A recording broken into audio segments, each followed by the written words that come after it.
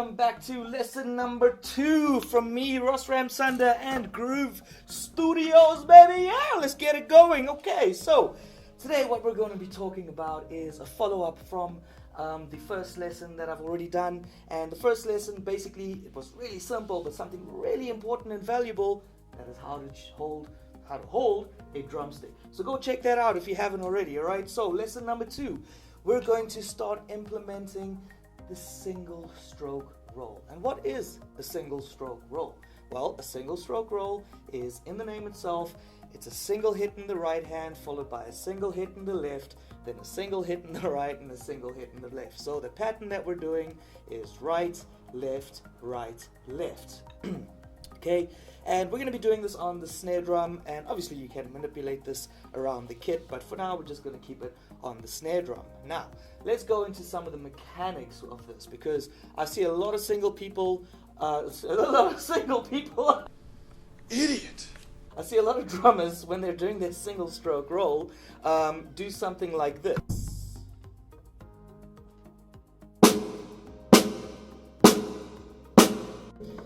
And that's great for a start, but how do you really start speeding that up? You look at what I did there very carefully. I played a single stroke with the right hand, and the left hand didn't move. Alright, now, I said this in the last video, that when I do my single strokes, I kind of think of this as a bit of a pendulum motion. So one hand goes up, one hand comes down. Alright, so it's leading each other into the stroke. Alright, another thing that we really don't want to do is have the right hand starting from up here and then it comes down, and your left hand's only made it just about, what is that, maybe 10 centimeters off the drum, right? I mean, this is a full stroke that I'm pretty much playing here, and when I play this stroke, I want the left hand to come up all the way as well. And when the left hand comes down, the right hand comes all the way up as well. So it's a nice way to start equaling out your hands.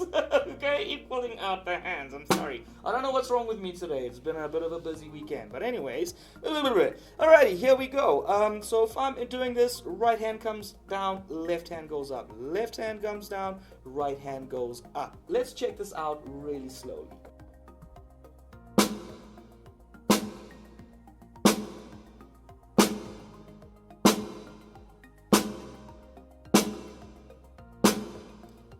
Alrighty, and that is obviously really slow, but I would suggest that you spend a bit of time developing that so that you get this feeling of your hands working in tandem with each other. Alright, and a very, very easy way to start getting this quicker is, I'm sure you guys all know what a metronome is, and I'm sure you guys all practice with your metronome, but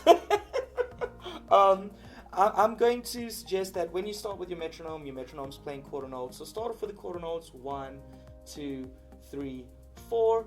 You can maybe play that for a bar or 2 bars, and then the next bar or 2 bars play your 8th note. So you're doubling up the speed. So 1, 2, 3, 4, 1 and 2 and 3 and 4 and. Alright, so that would look and sound like this.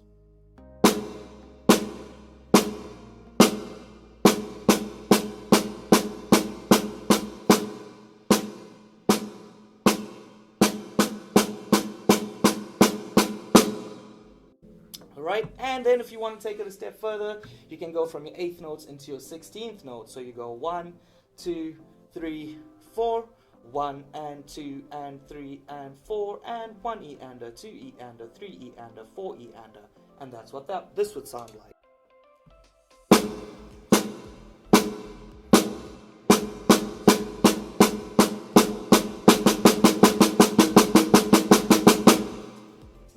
Alright, so it's a nice easy way to start building up some speed even though your metronome is still stuck at a really slow tempo. And then you work that up, say you start at 60 BPM, go up. No, don't take big jumps, guys. I always tell my students, like, you're working something at 60, don't then set that metronome your next stage to 100. No, go be conservative about it, go 65, because the more practice you put into it, the easier it is to develop this, and it actually becomes a lot more refined. I've seen this with the students of mine who take their time with doing this, alright? And this little first motion, it seems like such a simple thing, but the idea is, and everyone focuses on the hand that's playing, I say equally as important is the hand that is not playing. It's almost a pre-activation to what's going to happen next. So even your double stroke rolls, and this is what we're going to talk about next lesson as well. When I see a lot of people play the double and they're really focused on getting the right hand nice and quick, and then really focused on getting the left hand nice and quick, all right? And it sounds broken. You're getting the right hand quick, you're getting the left hand quick, but it's broken. And it's broken because when you're playing your right hand, your left hand isn't moving up. When you're playing your left hand, your right hand isn't moving up. So just something to consider for future, and I'm going to be speaking a lot about this pre-activation stuff. But I hope you enjoyed today's lesson. I hope you found some value to it. If you did, please leave a like, share, and comment, and subscribe to my channel. There'll be lots more comments, a lot more content coming through, and there's going to be, like I said, weekly lessons, hopefully short and impactful. Hope it makes a difference to your drumming journey, and I will see you at lesson number 3.